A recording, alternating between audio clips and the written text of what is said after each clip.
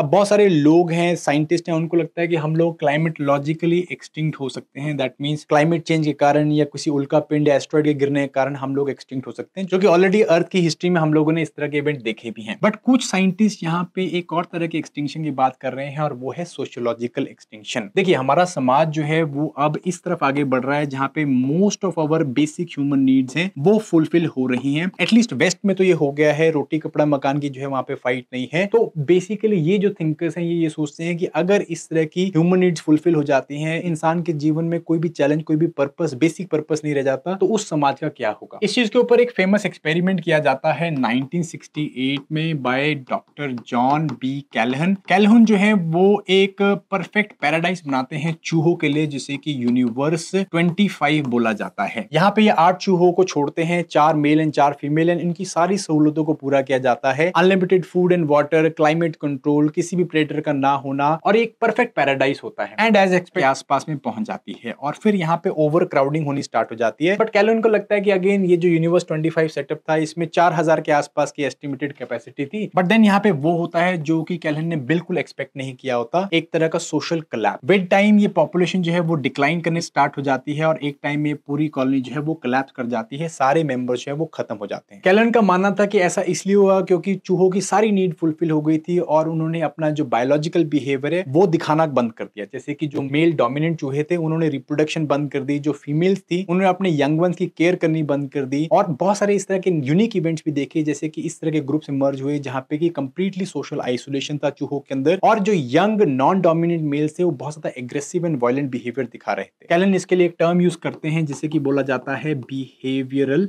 Sink. अब अगर आज के ह्यूमन समाज की बात करें तो इस एक्सपेरिमेंट की बहुत सारी सिमिलरिटीज हमें वहां पे देखने को मिल सकती हैं। हमारी सिटीज ओवर क्राउड होती जा रही हैं, हम लोग को यहाँ पे सोशल आइसोलेशन के फिनोमेना देखने को मिल रहे हैं, गैस लाइटिंग है, डिप्रेशन है, इस तरह के रेट्स इंक्रीज हो रहे हैं। यंग्स के अंदर हम लोग वायलेंट बिहेवियर देख रहे हैं, जैसे कि वेस्ट में हम लोगों ने मास शूटिंग इवेंट्स देखे हैं। जो फैमिली स्ट्रक्चर्स है वहां पे हम लोग को चेंजेस एंड डिसइंटीग्रेशन देखने को मिल रहा है, जैसे डिंग जैसी फैमिलीज है वो इमर्ज हो रही हैं, और मेजोरिटी ऑफ जो पॉपुलेशन है वो सोशल मीडिया की परसीव्ड परफेक्शन के पीछे भाग रही है rather than the basic needs. और इन सब चीजों से ह्यूमन पॉपुलेशन के ऊपर हमें इंपैक्ट भी देखने को मिल रहा है, जैसे कि जापान में अब जो पॉपुलेशन है वो कंपैरेटिवली डिक्लाइन कर गई है, और इससे ये जो सोशियोलॉजिकल एक्सटिंक्शन है ये एक फैंटेसी से निकल के एक रियलिटी